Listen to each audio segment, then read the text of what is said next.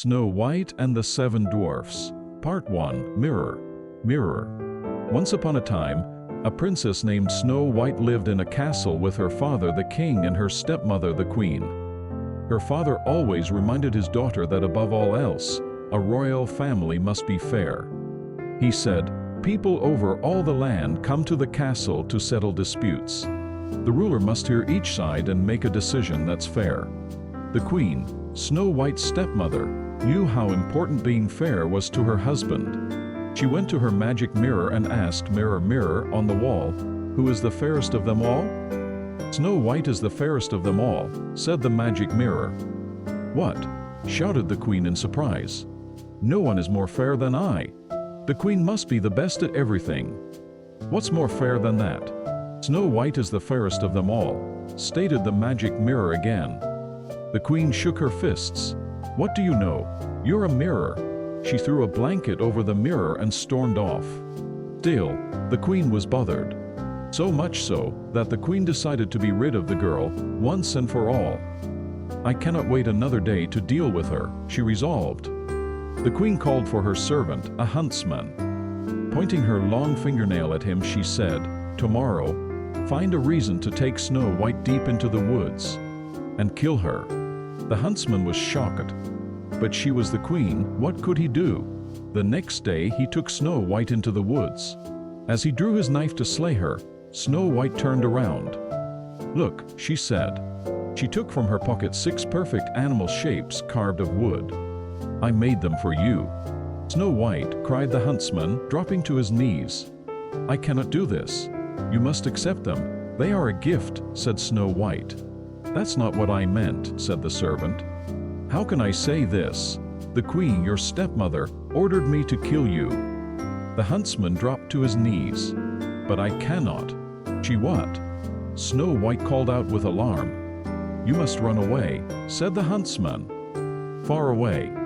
Now, and never go back to the castle." Snow White turned and ran into the woods as fast as she could. Part 2. The Dark Woods. Deeper and deeper into the darkening woods she ran. Wolves were starting to howl. She tripped and tore her skirt, but kept running. Tall tree branches seemed to reach down to the very ground to grab her, but she kept running. She was scratched, bleeding and scared, but ran on till she could run no more. All of a sudden, a light blinked far in the distance. Who would live so deep in the woods? She stepped up closer to the light. It came from a cottage, yet no sound came from the cottage, only the flickering light from the windows. "Hello," she said, knocking softly on the door. "Hello?" No answer. The door was a little bit open. She opened it some more and stepped in. "Hello, is anyone home?" She looked around. "What a mess. Maybe if I clean up around here," she thought. "The ones who live here will let me stay here tonight." As she cleaned, she thought of someone. Before her father married the queen, her stepmother, she and a prince who lived in a nearby kingdom were spending time together. When he visited, they would take walks in the royal garden, tell each other stories of life at court, and laugh at all the oddities that was the life they led. However, once her father remarried, the stepmother made a new rule: no more visitors. "It wasn't seemly," she said in a firm voice. Now the prince had to slip over the castle gate in secret. The prince would call out to her from under her bedroom window, and they could talk a bit that way. They had to keep their voices low, so it wasn't as good as walking in the royal garden. But it was the best they could manage. She fretted. If she never returned again to the castle, would she ever see him again? What would he think of her when he came to visit and she was no longer there? Part 3. What kind of magic is this? After Snow White cleaned up the living room, she climbed a ladder to the attic. Upstairs, 7 little beds, sized as if for children, were lined up in a row. Tired from cleaning, Snow White yawned and lay directly across all 7 beds. Before she could even stretch out her arms, she was fast asleep. In the meantime, the 7 dwarfs were headed home from a long day of working in the jewel mines. When they opened their door, you can imagine their surprise when they saw their cottage glistening. "What kind of magic is this?" said one of the dwarfs, rubbing his eyes in disbelief. He was grumpy. "What kind of magic is this?" said one of the dwarfs, rubbing his eyes in disbelief. "I wouldn't mind more magic like this," said another of the dwarfs with a grin. He was Dupe. "We'd better check the attic," said another dwarf. His name was Dog. "Something is strange around here, take my word for it." "Well, we might as well go upstairs and see what we find." Much to their surprise, lying across all their beds was a young lady with a sweet face, fast asleep. "Who are you?" said all the dwarfs at once. Snow White bolted awake. The 7 dwarfs could tell she was as surprised as they were.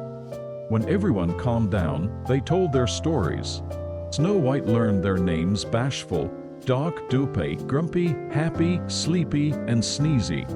She told them about life in the castle, and her stepmother.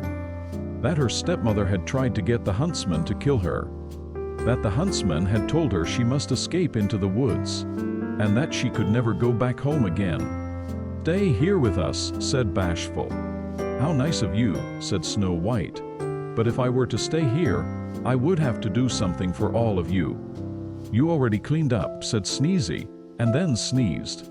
"It looks like there's more dusting to do," said Snow White. "We could keep the house tidy as long as everyone pitches in. I can teach everyone so they know what to do. And I'll do my share too, of course." "That's fair," said Happy. "You bet," Snow White nodded. "There must be something else I can do for you," said Snow White. The 7 dwarfs shrugged. "Do you know how to read?" said Doc. "We have books with wonderful pictures and would love to be able to read them." So it was agreed that Snow White would teach them all to read. To celebrate their new friendship, Snow White and the 7 dwarfs sang and danced the night away. Part 4: Do not open the door. The next morning before they left for work, the 7 dwarfs warned Snow White that she must not open the door to anyone. After all, who knows what evil her stepmother might do? The princess nodded, and the dwarfs left the house. The princess prepared her first reading lesson. She also prepared a good hot meal for the 7 dwarfs for when they returned home later that night. And so the day passed. Back at the castle, the queen marched up to her magic mirror. "Mirror, mirror on the wall," she demanded, "who is the fairest of them all?" "Snow White is the fairest of them all," said the magic mirror. "That is impossible," screamed the queen. "The girl is no longer alive." "Snow White lives," said the magic mirror. An image on the mirror showed Snow White living in the cottage of the 7 dwarfs. Rage filled the queen's body. She screamed, "Snow White will not get away with this." Part 5: The Apple, the Coffin, and the Prince. At the cottage of the dwarfs the next afternoon, when the 7 dwarfs were away at work, there was a knock on the door. "Who is it?" said Snow White. She remembered the warning of the 7 dwarfs not to open the door to anyone. "It's only a poor old woman," came a squeaky voice selling apples.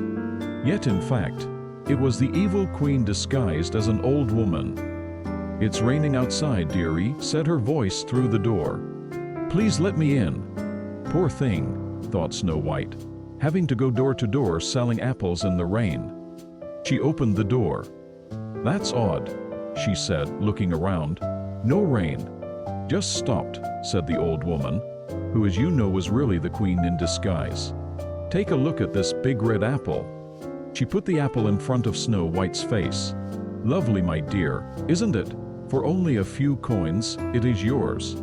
"I would like very much to buy your apple," said Snow White, "but I have no money." "That fine comb in your hair will make a good trade," said the old woman. "All right then," said Snow White. She gave her comb to the old woman, and took the apple in return. Snow White took a big bite, but alas, the fruit was poisoned. At once, Snow White swooned to the ground, where she fell into a very deep sleep. "She is down," shouted the queen, pumping the air with her fists. Just then the door flew open. In marched the 7 dwarfs, home from the day's work.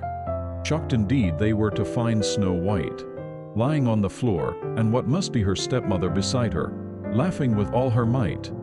The 7 dwarfs chased the evil queen out the door and into the storm. Up to the very top of a mountain they chased her, when all of a sudden, lightning hit the mountain. The queen fell, and she was never seen again. But nothing could help poor Snow White. She stayed absolutely still in her deep sleep. The 7 dwarfs gently lifted her into a glass coffin.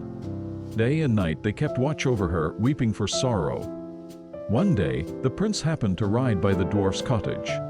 Ever since he learned that Snow White was missing at the castle, he knew something must be terribly wrong. He hopped on his horse and had been searching for her ever since. Now he finally found her, but in such a state. The prince lifted the lid to the glass coffin. Her face seemed so fresh, even in that deep sleep.